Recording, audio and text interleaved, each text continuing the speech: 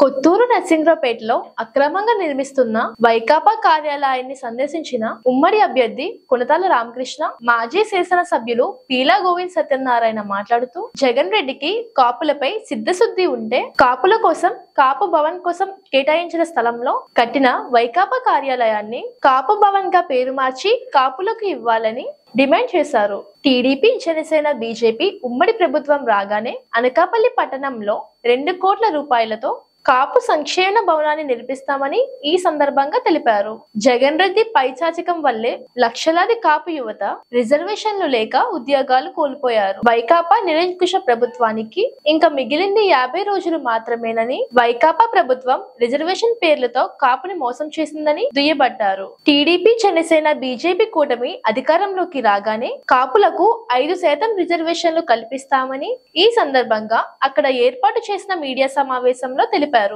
ఈరోజు భారతదేశంలో ఎక్కడ లేని విధంగా ఈ జగన్మోహన్ రెడ్డి పాలనలో మా అనకాపల్లి నియోజకవర్గంలో కొత్తూరు నరసింహరావుపేట గ్రామంలో సర్వే నెంబర్ రాజుపాలెం సర్వే నెంబర్లో 75లో 1/3లో ఎకరా 75 సెంట్లు గతంలో నేను శాసనసభ్యుడిగా ఎన్నికైనంటే ఇక్కడ ఆ రోజుల్లో కూడా వైస్ చైర్మన్ యువరాజు గారిని తీసుకొచ్చి ఈ ప్రభుత్వ స్థలానికి కాంపౌండ్ వాల్ నిర్మించాలని ఆ రోజు మా స్థానిక నాయకులు ఆలోచన మేరకు ఉడా నిధులతోటి ఈ ముందు ఫస్ట్ ఆఫ్ ఆల్ ఎకరా 75 సెంట్లకి కాంపౌండ్ వాల్ నిర్మించడం జరిగింది.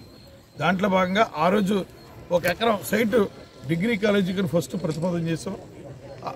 75 సెంట్లు కాపు భవన్కి, ఇక్కడ కాపు భవనం లేదని అనకాపల్లి నియోజకవర్గంలో కాపు భవన్కి 75 సెంట్లు అలాట్ చేసి ఆ రోజున్న జాయింట్ కలెక్టర్ సృజన కూడా వచ్చి ఇది పొజిషన్ కూడా ఆ రోజు బీసీ వెల్ఫేర్ నుంచి ఆ రోజు 50 లక్షల రూపాయలు చంద్రబాబు నాయుడు గారు కాపు భవన్కి 50 లక్షల రూపాయలు కూడా జీవో నెంబర్ 3 ఆ జీవోతో డబ్బులు నిధులు కూడా తోషించి ఉండేవాళ్ళు.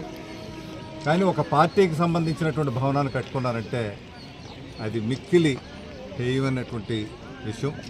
సిగ్గుపడాలి. వాళ్ళు నిజంగా చిత్తశుద్ధి ఉంటే, నిజంగా కాపులు సామాజిక వర్గం మీద ప్రేమ అభిమానం ఉండుంటే ఏదైతే ఇక్కడ ఈ భవనం ఉందో కాపు భవనం కేటాయించిన స్థలంలో కట్టారు కాబట్టి ఈ కట్టిన బిల్డింగు కాపు సామాజిక వర్గం కాపు భవన్గా పేరు మార్చి వారికి ఇవ్వండి. మీ చిత్తశుద్ధి నిరూపించుకోండి. వెంటనే ఈ భవనాన్ని కాపు సామాజిక వర్గానికి అప్పగించి కాపు సామాజిక భవనంగా దాన్ని పేరు పెట్టండి. లేదు ఇక్కడ ఉన్నటువంటి పెద్దలు ఉంటారు కొంతమంది కాపు సామాజిక వర్గానికి సంబంధించిన అటువంటి పెద్దలు పేరు పెట్టండి. అంతే తప్పితే ఒక పార్టీ భవనం పెట్టి ఈ రకంగా చేయడం అన్నది ఇక్కడ ప్రజలు అవమానించినట్టు. మీరు చిత్తశుద్ధి నిరూపించుకుంటారని అనుకుంటున్నాను నేను. వెంటనే ఆ కార్యక్రమం చేయండి. వేరే చర్యలు తీసుకోక్కర్లేకుండా, న్యాయస్థానానికి వెళ్ళక్కర్లేకుండా అటువంటి చర్యలు చేస్తే చాలా సంతోషిస్తాం. లేని పక్షంలో మా ప్రభుత్వం ఎట్టగా వస్తుంది. చంద్రబాబు నాయుడు గారు ముఖ్యమంత్రి అవుతారు. పవన్ కళ్యాణ్ గారు కీలకమైనటువంటి పాత్ర పోషిస్తారు ఆ ప్రభుత్వంలో. వారి ఆధ్వర్యంలో మంచి స్థలం ఇవ్వడమే కాకుండా వారు 50 లక్షలు చేశారు. ఇప్పుడు 1 కోటి రూపాయలతో కడతాం అక్కడ కాపు భవనాన్ని. కానీ ఆ అవసరం రాదని అనుకుంటున్నా.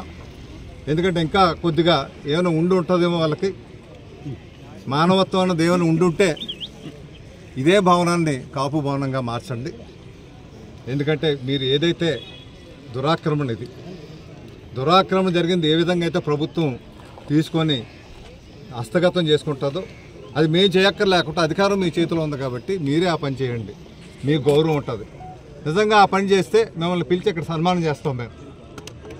మేమే సన్మానం చేస్తాం. మీకు ఈ బిల్డింగ్తో సహా అప్పగించండి. అట్లా చిత్తశుద్ధి